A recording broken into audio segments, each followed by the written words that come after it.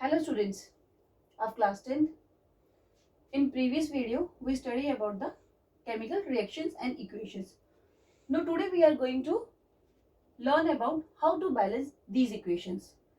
Let us read about the balance equation. Balanced chemical equations means a balanced chemical equation is that in which the total number of atoms of each element are equal on both sides of the equation. इसका मतलब क्या है कि last video में मैंने बताया था कि जब भी हम केमिकल इक्वेशन लिखते हैं, एरो की इस तरफ उसका लेफ्ट हैंड साइड वो उसके रिएक्टेंट हो गए और एरो की उस तरफ वो उसके प्रोडक्ट हो गए. तो जितने भी एटम्स लेफ्ट हैंड साइड पे हैं, रिएक्टेंट में हैं, उतने ही एटम्स हर ईच एलिमेंट के इक्वल होने चाहिए बोथ साइड्स. केमिकल इक्वेशन में न्यू कंपाउंड्स तो बनते हैं, दैट डजंट मीन्स कि उनके एटम्स भी कम ज्यादा होते हैं. एटम्स उनके सेम रहते हैं. तो हम आज इन इक्वेशंस को बैलेंस करेंगे. बैलेंस कैसे करेंगे? जितने भी एटम लेफ्ट हैंड साइड पे हैं ईच एलिमेंट के, उतने ही हमें राइट हैंड साइड पे करने हैं. No Na is sodium. How many atoms of sodium in left hand side? 1. And right hand side Na is 1. Equal on both sides. Now look on the H, hydrogen. Here 2, here hydrogen is 1 and 2, 3. तो hydrogen unequal है.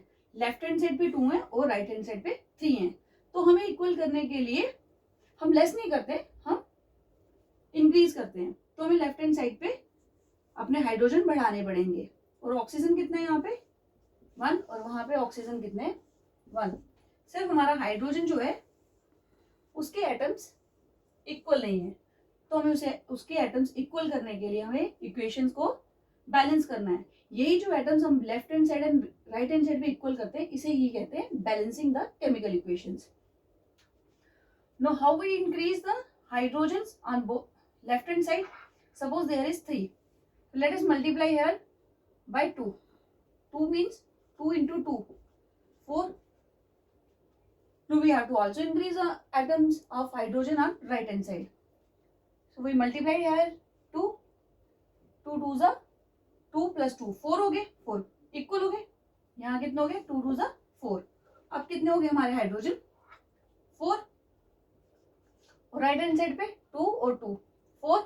Hydrogen complete हो गए. लेकिन अब क्या हो गया? Sodium यहाँ पे 1 था, यहाँ पे सोडियम कितने हो गए? 2 हो गए. और ऑक्सीजन भी 2 हो गए. और ऑक्सीजन यहाँ पे 2 है, ऑक्सीजन कंप्लीट है हमारे.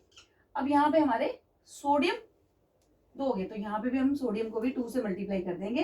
तो हमारे कितने हो गए? सोडियम 2 हो गए, हाइड्रोजन 4 है, हाइड्रोजन 2 और 2 4 हो गए. ऑक्सीजन यहाँ पे 2 है, ऑक्सीजन 2 है.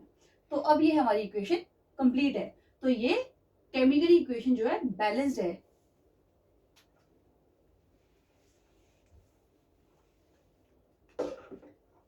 Na क्या है? सोडियम.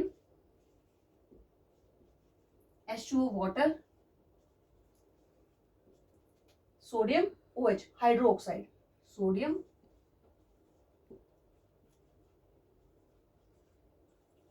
हाइड्रो ऑक्साइड और H2 hydrogen gas.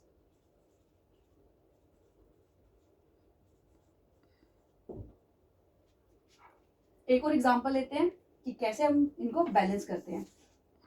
CaOH plus CO2 gives rise CaCO3 plus water. Again, look at the atoms of the both sides.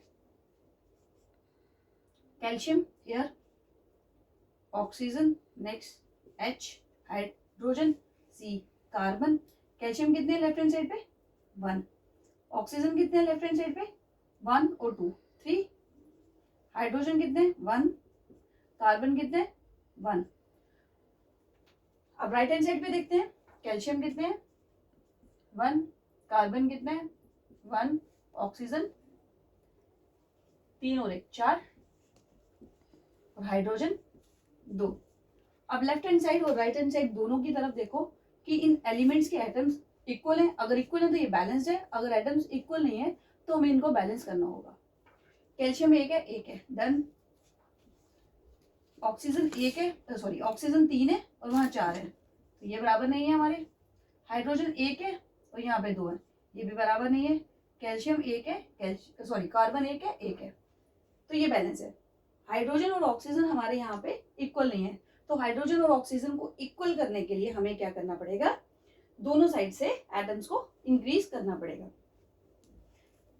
हमारा ऑक्सीजन और हाइड्रोजन को इंक्रीज करना है। यहाँ पे क्या हो रहा है, ऑक्सीजन 4 है, यहाँ पे ऑक्सीजन 3 है, तो हम लोग क्या करेंगे, ऑक्सीजन और हाइड्रोजन को इंक्रीज करना है हमने। ऑक्सीजन 4 है, यहाँ पे 3 है और कार्बन यहाँ पे 1 है, हाइड्रोजन हमारा 1 है, यहाँ पे 2 है। तो हाइड्रोजन यहाँ पे 2 है और यहाँ पे हाइड्रोजन 1 है, तो हाइड्रोजन को हम यहाँ से इंटू 2 कर देंगे। इसका मतलब क्या हुआ, सिर्फ हाइड्रो ऑक्साइड को ही ये इंक्रीज कर रहा है, कैल्शियम को इंक्रीज नहीं कर रहा है। तो अब हाइड्रोजन कितने हो गए, 2 हो गए, यहाँ पे 2 थे, हाइड्रोजन भी इक्वल हो गए। अब रही ऑक्सीजन, अब ऑक्सीजन क्या हो गए, 2 और 2 4 हो गए। यहाँ पे हमारी ऑक्सीजन कितने हो गए, 4 हो गए, और यहाँ पे भी ऑक्सीजन कितने 4 है, तो अब ये हमारे इक्वल हो गए। तो अब ये इक्वेशन क्या है, बैलेंस्ड है। सबसे इजी वे है, जितने भी एलिमेंट्स हैं आप उनको लिख लो और उनके जितने भी आगे एटम्स हैं उनके आगे लिख लो, जिससे कंप्यूट करना इजी हो जाता है। तो ये क्या है, calcium hydroxide, calcium OH hydroxide, और ये क्या है, कार्बन डाइऑक्साइड, कार्बन डाइऑक्साइड, और ये क्या है हमारा, calcium CO3 carbonate, calcium carbonate और प्लस वाटर, CO3 कार्बोनेट,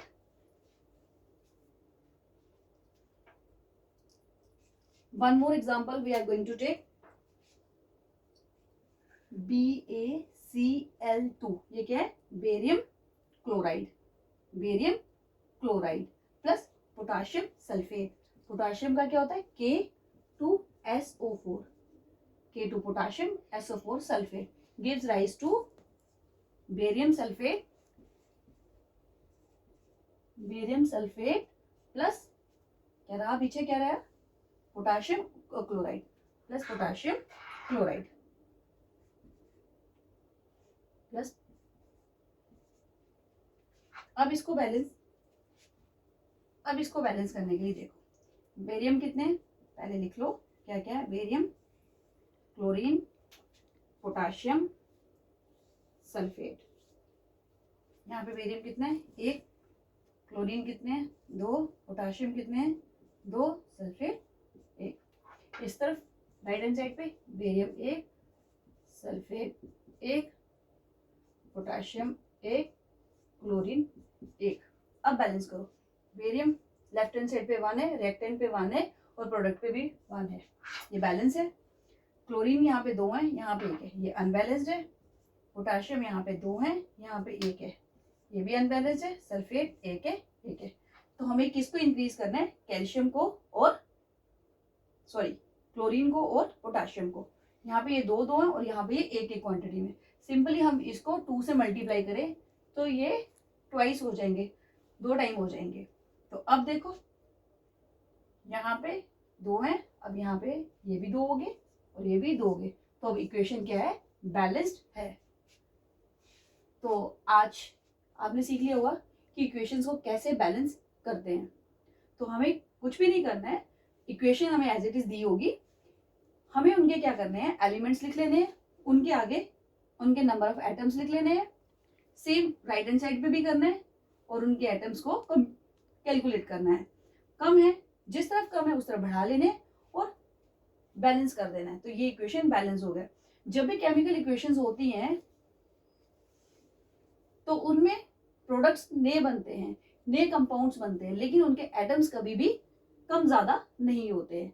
जो रिएक्टेंट में जितने आपने एटम्स ऑफ एलिमेंट्स लिए होंगे, हमें प्रोडक्ट में उस कंपाउंड में उतने ही एटम्स मिलेंगे. थैंक्स.